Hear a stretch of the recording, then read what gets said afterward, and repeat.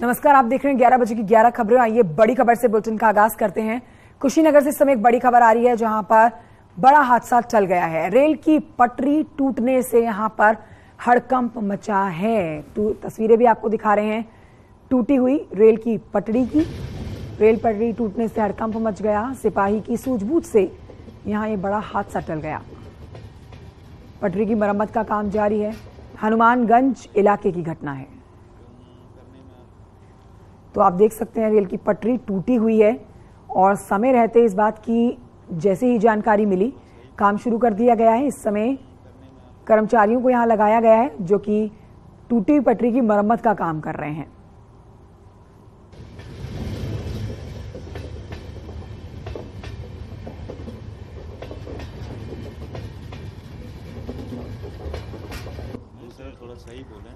Online पर हमारे सहयोगी अशोक शुक्ला जुड़ गए और जानकारी देंगे। ये एक बड़ा हादसा अशोक होने से बच गया, तो कैसे यहां पर अधिकारियों तक जानकारी पहुंचाई गई है कि रेल की पटरी टूटी हुई है, बड़ा हादसा होने से बच गया है? जी बिल्कुल, ये गोरखपुर नरकटियागंज रेल खंड का पनियावा इलाका है जो हनुमानगंज थाना क्षेत्र के अंतर्गत आता है।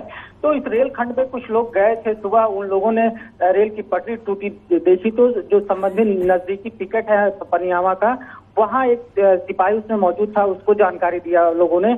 और जिसके बाद जो पुलिसकर्मी था उसने जो आरपीएफ है, नजदीकी आरपीएफ पोस्ट कप्तानगंज पड़ता है, जीआरपी थाना है, और रेल के संबंधित अधिकारी को सूचना दिया।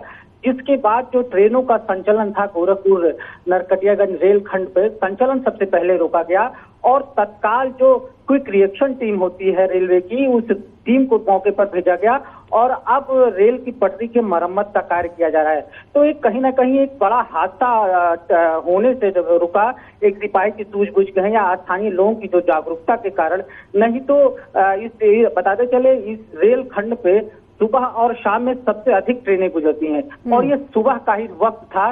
तो जिसके कारण जो है ये संभावना जताई जा रही थी कि अगर कोई ट्रेन जाती तो एक बड़ा हादसा हो सकता था, लेकिन स्थानीय लोगों की सूझबूझ और जो पिकेट पे पुलिसकर्मी था उसकी जागरूकता कहेंगे, कहीं ना कहीं रेल हादसा जो हो सकता था उसको रोकने में कामयाब रहा। हालांकि अब रेलवे की जो क्विक रिएक्शन टीम है जो मरम्मत कार्य देखती है, वह टीम मौके पे पहुंची है और रेल खंड की मरम्मत का कार्य चल रहा है। लेकिन अभी तक जो गोरखपुर नरकटिया रेल खंड पे जाने वाली ट्रेनें हैं, कुछ ट्रेनें बिहार में रोक दी गई हैं और कुछ ट्रेनें उत्तर प्रदेश के कई स्टेशन है जैसे कप्तानगंज है या गोरखपुर में भी कुछ ट्रेनों का ठहराव कर दिया गया है। अब मरम्मत कार्य चल रहा है और जो रेलवे के अधिकारी वो बता रहे हैं कुछ देर में ही मरम्मत कार्य समाप्त हो जाएगा। शुक्रिया आपका अशोक शुक्ला, सारी जानकारी हमारे दर्शकों तक पहुंचाने के लिए। बढ़ते हैं आगे बदायूं से खबर, जहां पर संपत्ति विवाद में पति पत्नी की धारदार हथियार से हत्या कर दी गई है। चाचा और भतीजे पर डबल मर्डर करने का आरोप है। पुलिस ने आरोपी चाचा और भतीजे को गिरफ्तार किया है। तो पुलिस ने दोनों के शवों को पोस्टमार्टम के लिए भेज दिया है। संपत्ति विवाद जिसमें ये डबल मर्डर को अंजाम दिया गया। चित्ररंजन और जानकारी देंगे। चित्ररंजन, क्या विवाद था जिसको लेकर डबल मर्डर को अंजाम दिया गया है? ये संपत्ति का विवाद चल रहा था और पिछले 2 साल से परिवार के लोगों में आपस में विवाद हो रहा था और यही संपत्ति को लेके कई बार झगड़े हुए थे और थाना में इस बात की शिकायत नहीं हुई और देर रात ये बताया है कि चाचा और भतीजे ने मिलकर लोहे की रॉड से हत्या कर दी है। 3 लोग अन्य लोग शामिल थे जिनकी पुलिस तलाश कर रही है। पुलिस ने इन दोनों चाचा भतीजों को गिरफ्तार कर लिया है और शवों को पोस्टमार्टम के लिए भेज दिया है। फॉरेंसिक टीम ने मौके से साक्ष्य भी उठाए हैं। बहुत शुक्रिया आपका चित्ररंजन जानकारी के लिए। और ये बढ़ते हैं आगे, खबर फतेहपुर से, जहां पर चर्च में सामूहिक धर्मांतरण के मामले में एक्शन ले लिया गया है। फरार चल रहे दंपत्ति के घर पुलिस ने कुर्की का नोटिस चस्पा किया है।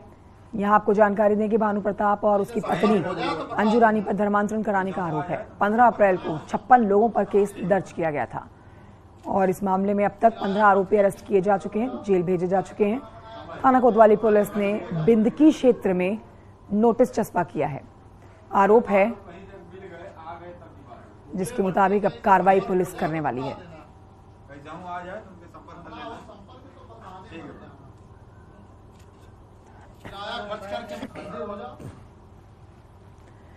और इस वक्त की बड़ी खबर आपको बताएंगे प्रयागराज से बड़ी खबर, जहां पर समाजवादी पार्टी के एमएलए के खिलाफ वारंट जारी किया गया है। पूजा पाल की हम बात कर रहे हैं।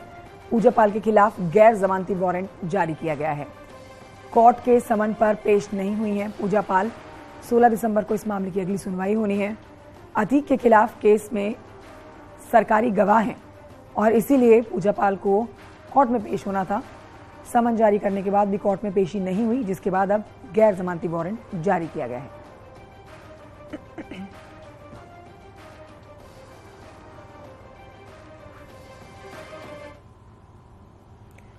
खबर कानपुर से, जहां पर व्यापारी की मौत का मामला सामने आया है। पुलिस की पिटाई से मौत का आरोप है। 11 पुलिस वालों की गिरफ्तारी के आदेश दिए गए हैं और गिरफ्तारी के लिए 5 टीमों का गठन किया गया है। प्रयागराज, दिल्ली समेत कई जगहों पर पुलिस की दबिश जारी है।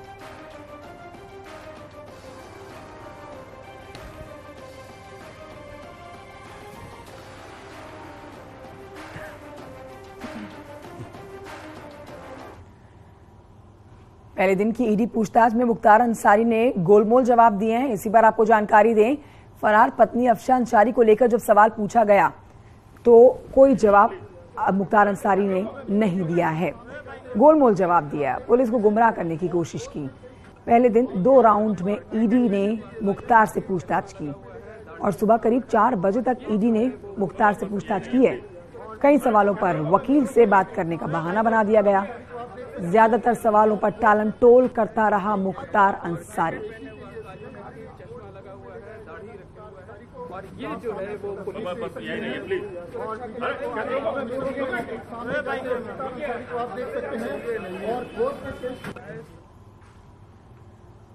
बढ़ते हैं आगे, गोरखपुर से खबर। बीजेपी की अहम बैठक होनी है। निकाय चुनाव को लेकर यह बैठक है।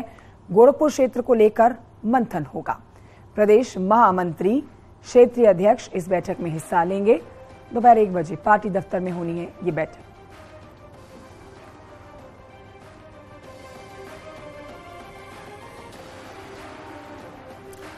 तो देखिए, आज की ये अहम बैठक है उत्तर प्रदेश में, जहां पर कई मुद्दों को लेकर चर्चा की जानी है। गोरखपुर में निकाय चुनाव को लेकर ये बैठक होनी है और मंथन किया जाना है आज की इस बैठक में।